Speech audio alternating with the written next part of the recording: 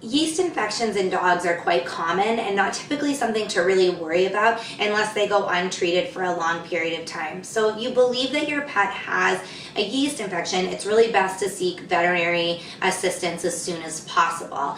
Yeast infections are found on the skin. They can cause skin irritation, paw or ear infections, and basically yeast is a fungus. It's found on dogs naturally. The problem occurs when there's too much yeast and the area becomes infected. So if you're noticing this, usually the skin looks red, irritated, your dog's itchy, and it will have an odor. You'll notice a different stinky smell that will give you a clue that it may be a yeast infection, and that's when it's time to seek veterinary assistance.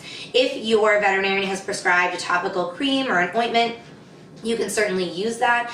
There are also yeast infection recipes that you can feed dogs for a homemade diet. These are quite often called yeast starvation diets, and I'm going to share one of those with you today. I will be making this homemade dog food for yeast infections or yeast starvation dog food in my slow cooker. The first thing I'm going to add is 3 pounds of boneless, skinless chicken thighs. Now, I am not going to cut these up in advance. They will tenderize as they cook, and you should be able to shred them really easily once the recipe is done cooking.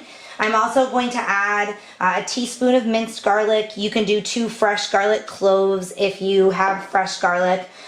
Some people believe that garlic is really dangerous for dogs, and it is in large quantities, but in such a small quantity like this, it actually has some really great healing benefits. One of those is an bacterial antifungal property, and it also has great benefits for your dog's overall health, such as an anti-inflammatory if your dog has any kind of joint problems or anything like that. A little bit of garlic added to their food isn't always bad. If you have an issue with the garlic in this recipe, you can check with your veterinarian. You can do some research on your own, but in small quantities it's not harmful to dogs at all, so that's why I add it. I'm also going to add 1.5 cups of water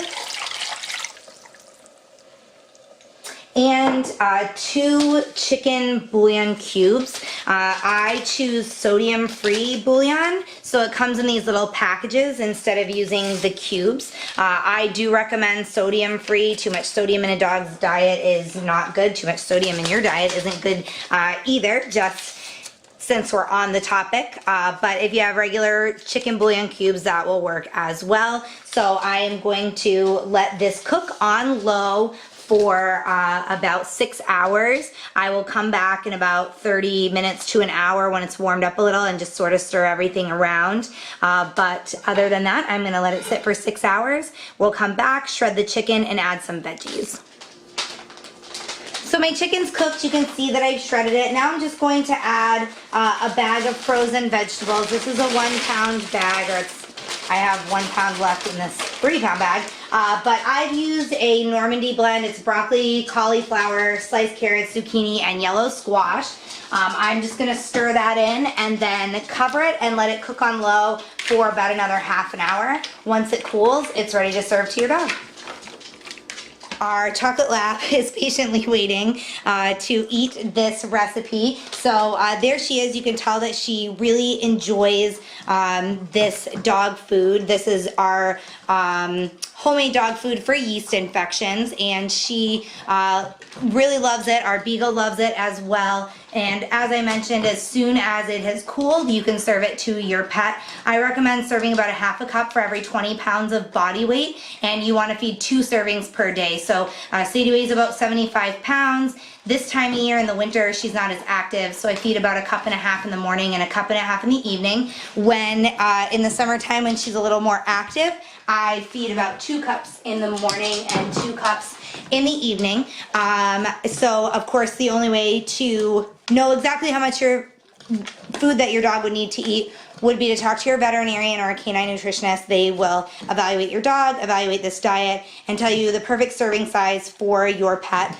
This is a homemade dog food for yeast infections. It's a yeast starvation diet. This is not a completely balanced meal nutritionally, so you don't want to feed this long term. Keep that in mind. You can store this in the refrigerator for use for up to 6 days. If you have any other questions about yeast starvation diets or homemade dog food for yeast infections, feel free free to email me, Samantha@topdogtips.com. Thanks for watching this recipe video.